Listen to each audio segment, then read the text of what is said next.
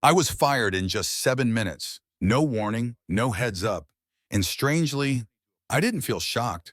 I just looked at the kid sitting across from me, the same kid who used to call me Uncle Ed when he was an intern, and thought, with moves like that, you're going to lose the game. My name is Edward Lawson, 52 years old. I used to be the head of procurement at Granite Core Industrial, a major industrial equipment manufacturer in Chicago. 20 years, no long vacations, no scandals, not a single system failure in over 7,300 days. And then, Monday morning, I was invited into a meeting room by an email with just one subject line. Quick chat, 8:30 up. The new director, Travis, spoke a string of polished words. Restructuring, streamlining, new vision.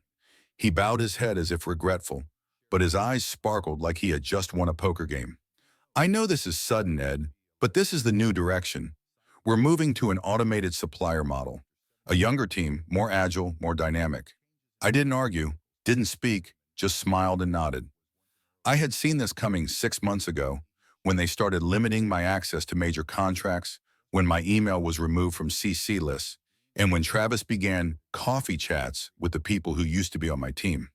I stood up, picked up the cheap cardboard box they gave me, placed in it my old Mont Blanc pen, a vendor whisperer coffee mug, and a blank USB, the perfect symbol of how they thought I was leaving empty-handed. But they were wrong. I didn't need the USB. I didn't need files or spreadsheets or access. I am the data. I remember every supplier's name, every bargaining clause, every negotiation habit, and all the secrets that weren't in any contract. They just lost the one person the partners actually trusted, and soon they'll feel the price of the agile youth they chose over me. I stepped into the elevator, pressed G, and thought, this isn't the end. This is my move. I joined Granite Core when I was 32. I remember my first day vividly. My office was just a temporary corner in the storage room. The lights flickered, and the printer sounded like a freight train in reverse. But I didn't care. I saw something most people missed. Potential. A small company with a good product, but chaos in the supply chain. If you didn't have the right materials at the right time, everything fell apart. And that's where I came in. I wasn't from Harvard or MIT. I didn't have a shiny MBA, but I knew how to negotiate. I knew when to stay silent and when to make a 5 a.m. phone call just to emphasize urgency. I built a supplier network not based on price, but on trust. In my third year, we secured a /$3 million contract with a mining corporation in Canada because I convinced a parts factory in Montana to work overtime for 8 straight weeks. In my 6th year, the company almost lost a major client due to an order stuck at port. I flew to Mexico to negotiate with customs myself. 48 hours without sleep. But the shipment made it onto the truck, on time. I didn't ask for applause. I didn't need recognition. If the system ran smoothly, I was content. But then the company grew, and I seemed to shrink. At first, people called me the backbone of the supply chain, but gradually that title was replaced with the old guy. Emails I used to receive went out without my name. Strategy meetings happened without me. And then Travis showed up. He came in with a dream resume, worked at a logistics startup, spoke in flowery phrases like process optimization and full-scale digital transformation. I didn't object. I'm not the type to resist change, if it actually helps. But Travis didn't understand the core truth. Processes don't run on software. They run on people. And Travis didn't know anything about the people in this system. He didn't know the steel supplier in Thailand would only deliver on time if I confirmed the order personally over the phone. He didn't know Mr. Kim in Busan once refused to sign a contract because he didn't trust new faces. He also didn't know that when a Chinese supplier was suspended from exporting, I found a replacement in 48 hours, without a single meeting. I was slowly pushed aside. They gave me more menial tasks, checking individual orders, tracking forms, things that used to be handled by interns. They called it responsibility restructuring. I called it paving the way for replacement. Still, I said nothing. I showed up on time every day. I ate lunch alone, as usual, and whenever someone needed a number in a hurry or to track down a disappearing supplier, they still came to me, quietly, without acknowledgement. One day I was in the elevator with Travis and overheard him on a call. "Mr. Lawson? He's fine. He's like an external hard drive. Plug him in when you need him, unplug when you don't." He didn't know I was right behind him. Just like he didn't know, I'm not an external hard drive. I'm the one who built that network, and I still remember every connection. I could have said something. I could have gone to HR. I could have filed a complaint. But I chose silence because I knew the storm hadn't come yet. The winds had only begun to shift. And when the skies finally turn, I'll be ready. It all started with a disappearing email. It was a quote I had sent to the finance department related to a /2.7 million contract for pressure piping. I was sure I'd sent it. I even checked my sent folder. But a week later, accounting told me I had never sent anything. I thought it was just a technical glitch. Until it happened again. This time it was a delivery report from a supplier in Florida. "I sent it," they replied, but my name was removed from the conversation thread afterward. I started noticing things. Meeting schedules changed, but I didn't receive updates. My access to the ERP system was restricted. A few trusted suppliers messaged me, "Are you still managing Granite Core accounts?" Someone new reached out, but we don't know who they are.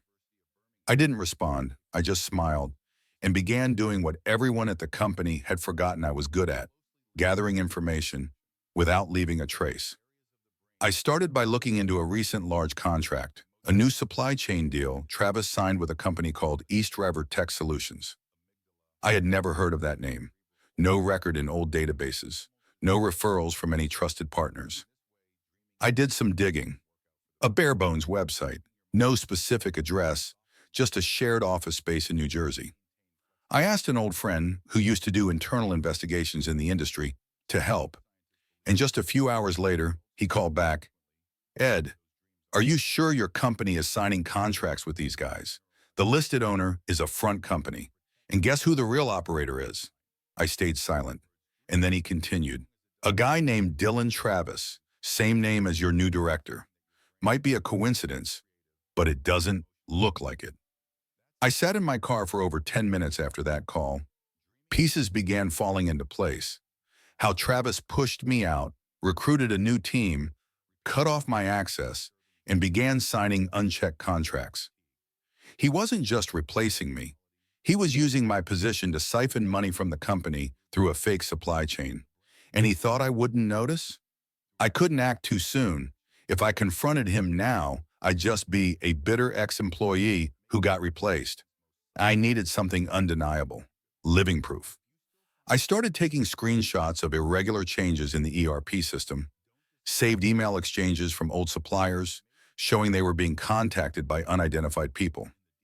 I used an old test account to probe the system's API and discovered a newly created admin account hidden under the name TestUser17 with full access rights. I didn't report it. I knew someone like Travis wasn't working alone. I traced financial transactions and saw invoices being paid at double the market rate. The person approving them, a deputy finance director, recently promoted, on Travis's recommendation. I remembered something my father used to say. He was a lifelong mechanic. If the engine won't start, don't hit the dashboard. Check the fuel tank. And I understood. The problem wasn't on the surface, it was deep inside, and it had started a long time ago. I knocked on the CEO's door a week before I was fired. His name, George Allen, was a quiet man, but he used to trust me. I handed him a folder, said very little. "I just want you to know, there's a hole in the system, and someone's exploiting it." He looked at me for a long time, then set the folder down. "Thank you, Ed. I'll take a look." I don't know if he ever did, but a week later, I was let go. I had no more doubts. I wasn't just replaced for being old, slow, outdated.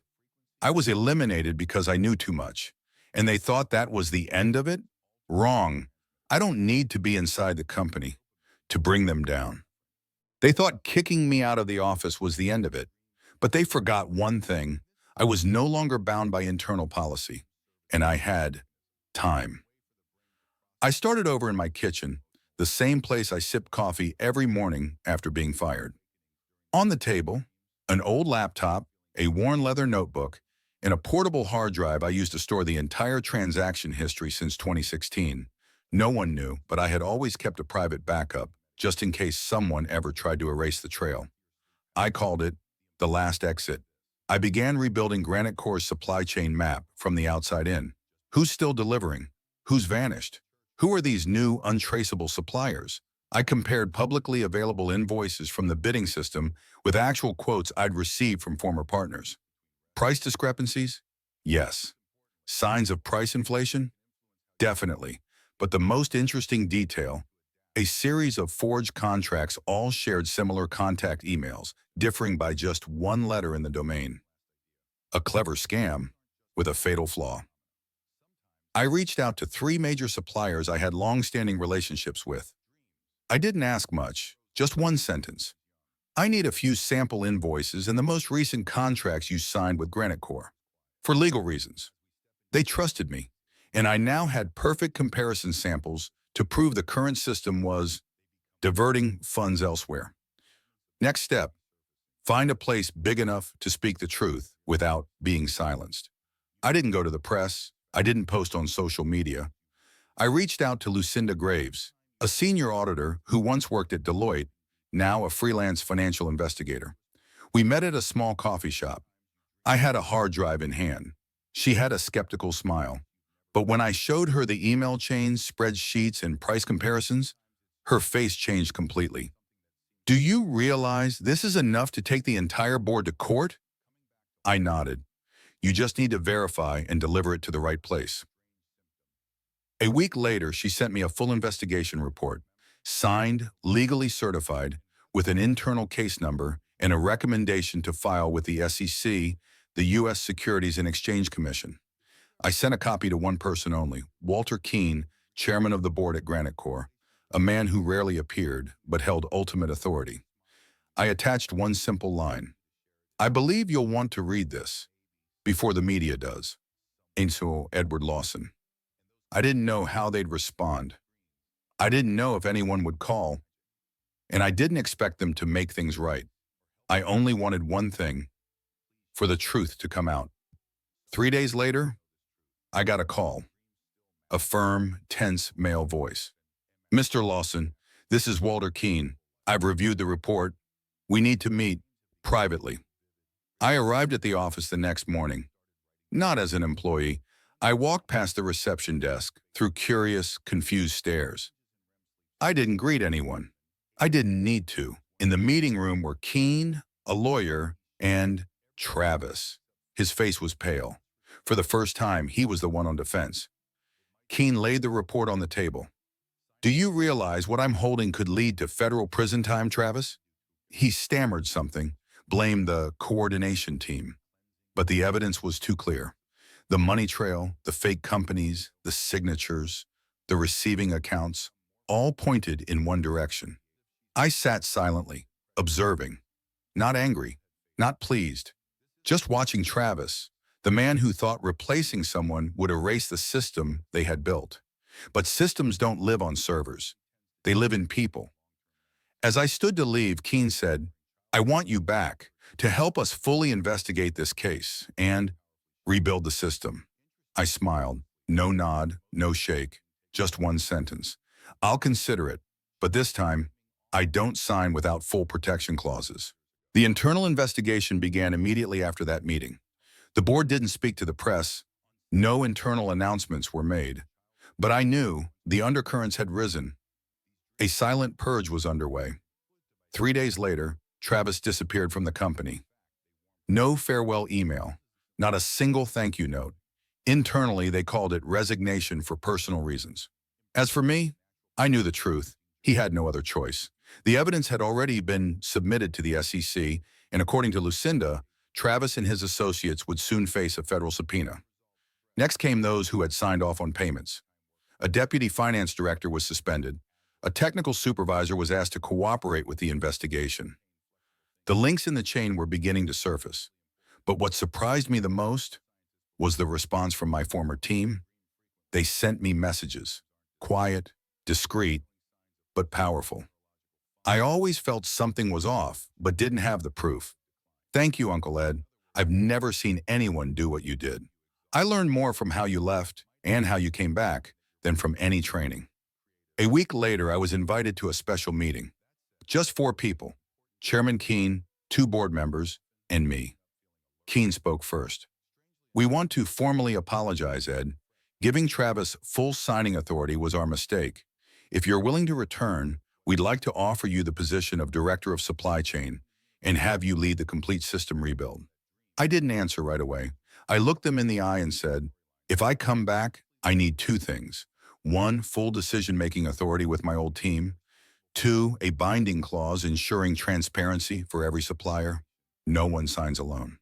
They nodded, no hesitation. And so I returned, not as an employee, but as someone fully trusted. Tim, I didn't say much to my former team. I didn't stand in front of any meeting rooms to make speeches. I quietly rebuilt everything, from data structures to supplier review protocols.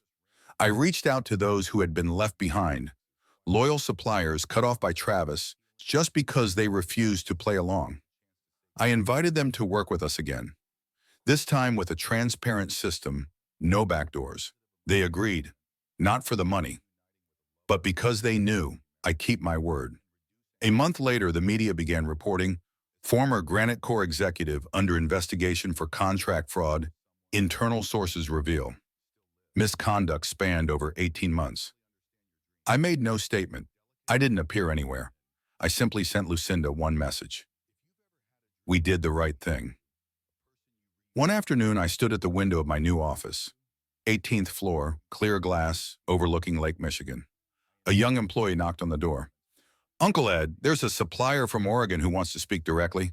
They said they'll only trust it if it comes from you. I smiled. Patch them through, kid. Let me talk to them, like I used to. I no longer sit in the office on the 18th floor. After 3 months of rebuilding the system, I officially handed in my resignation. This time it was my choice. I didn't want to spend the rest of my life supervising or watching my back. I had proven what needed to be proven, and I had come to the end of a chapter written with blood, sweat, and memory. Now, I wake up each morning without an alarm clock.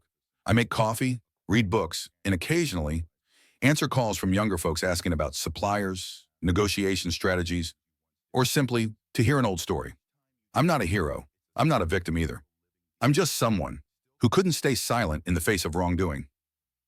Someone once asked me, did you go through all of that just to come back to the company? I smiled. No, I did it because I couldn't stand watching someone destroy what so many people worked so hard to build. What I reclaimed wasn't a title.